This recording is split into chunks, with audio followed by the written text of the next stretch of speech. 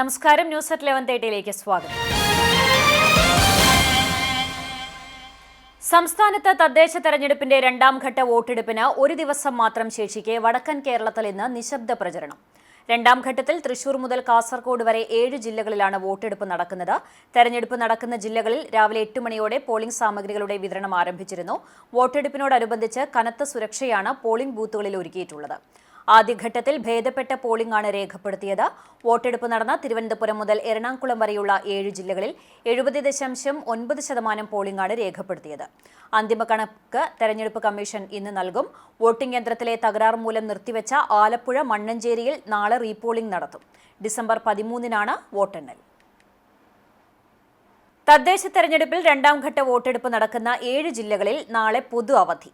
തൃശൂർ, പാലക്കാട്, മലപ്പുറം, കോഴിക്കോട്, വയനാട്, കണ്ണൂർ, കാസർഗോഡ് എന്നീ ജില്ലകളിലാണ് അവധി പ്രഖ്യാപിച്ചിട്ടുള്ളത്. സർക്കാർ ഓഫീസുകൾക്കും വിദ്യാഭ്യാസ സ്ഥാപനങ്ങൾക്കുമാണ് അവധി പ്രഖ്യാപിച്ചിട്ടുള്ളത്. വാണിജ്യ സ്ഥാപനങ്ങൾക്കും വേതനത്തോടെയുള്ള അവധി നൽകിയിട്ടുണ്ട്. ചാവക്കാട് നഗരസഭയിലെ 33 ബൂത്തുകളിലേക്കുള്ള പോളിംഗ് സാമഗ്രികളുടെ വിതരണം പൂർത്തിയായി. രാവിലെ 9 മണിക്ക് ചാവക്കാട് MR രാമൻ മെമ്മോറിയൽ സ്കൂളിൽ ഓരോ ബൂത്തുകളിലെ പ്രിസൈഡിംഗ് ഓഫീസർമാർ മെഷീൻ കൈപ്പറ്റി. തുടർന്ന് ഓരോ ബൂത്തുകളിലെ മെഷീനുകളും മറ്റ് പോളിംഗ് സാമഗ്രികളും കൈപ്പറ്റി വാഹനങ്ങളിൽ പോളിംഗ് സ്റ്റേഷനിലേക്ക് കൊണ്ടുപോയി. പോളിംഗുമായി എല്ലാ ഒരുക്കങ്ങളും പൂർത്തിയായതായി റിട്ടേണിംഗ് ഓഫീസർ ജില്ലാ വ്യവസായ വകുപ്പ് മാനേജറുമായ S. ഷീബ പറഞ്ഞു. 2025 തദ്ദേശ ഇലക്ഷനുമായിട്ട് ബന്ധപ്പെട്ട് ചാവക്കാട് നഗരസഭയുടെ 33 വാർഡുകളിലേക്കുള്ള പോളിംഗ് സാമഗ്രികളുടെ വിതരണം ചാവക്കാട് MR രാമൻ ഹൈസ്കൂളിൽ പുരോഗമിച്ച് ഏതാണ്ട് പൂർത്തീകരണത്തിലേക്ക് എത്തിയിരിക്കുകയാണ്. 33 വാർഡുകൾക്ക് 33 പോളിംഗ് സ്റ്റേഷനാണ് ചാവക്കാട് നഗരസഭയ്ക്കുള്ളത്. എല്ലാ പോളിംഗ് സ്റ്റേഷനിലും അഷ്വേർഡ് മിനിമം ഫെസിലിറ്റീസ് എല്ലാം ഉറപ്പാക്കിക്കൊണ്ട് സർക്കാരിന്റെ മാനദണ്ഡങ്ങളെല്ലാം പാലിച്ചുകൊണ്ട് ഹരിത ചട്ടങ്ങളെല്ലാം ഉറപ്പാക്കിക്കൊണ്ടാണ് ഈ വർഷം നമ്മൾ തെരഞ്ഞെടുപ്പ് നടത്തുന്നത്. വാതിലിന്റെ ഇരുമ്പഴിക്കുള്ളിൽ മണിക്കൂറുകളോളം തല കുടുങ്ങിക്കിടന്ന് മരണത്തോട് മല്ലിട്ട തെരുവ് നായക്കുട്ടിയെ രക്ഷപ്പെടുത്തി.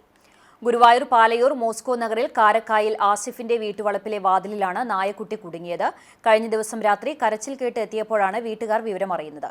ഏറെ നേരം പാടുപെട്ടിട്ടും നായക്കുട്ടിയെ രക്ഷപ്പെടുത്താനായില്ല. വീട്ടുകാർ ഭക്ഷണവും വെള്ളവും നൽകിയെങ്കിലും നായക്കുട്ടി കഴിക്കാൻ തയ്യാറായില്ല. ഒടുവിൽ വീട്ടുകാർ ഫയർഫോഴ്സിനെ വിവരം അറിയിച്ചു. ഫയർഫോഴ്സിന്റെ നിർദ്ദേശപ്രകാരം രാവിലെ civil defence volunteer Prabeesh Guruvayur എത്തി കമ്പി മുറിച്ചു മാറ്റിയാണ് നായക്കുട്ടിയെ രക്ഷപ്പെടുത്തിയത്.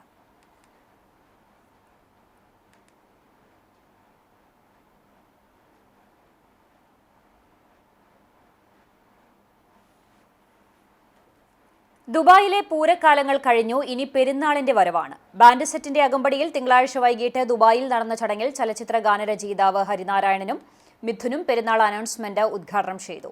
2026 ഫെബ്രുവരി 1-ന് ഗിസൈൻസിലെ അമിറ്റി സ്കൂളിൽ കുന്നംകുളം പെരുന്നാൾ സീസൺ 2 അരങ്ങേറും.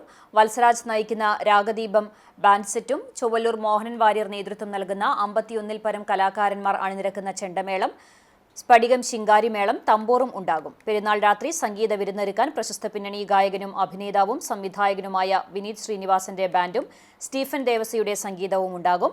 കുന്നംകുളം പെരുന്നാൾ അനൗൺസ്മെന്റ് ചടങ്ങിൽ പഴഞ്ഞി പ്രവാസി കൂട്ടായ്മ പ്രസിഡന്റ് ഷാജു സൈമൺ, കൺവീനർമാരായ Sunil Sigma, Roshan Sathyan, Sarin Cheeran, public relation coordinator Beauty Prasad തുടങ്ങിയവർ പങ്കെടുത്തു.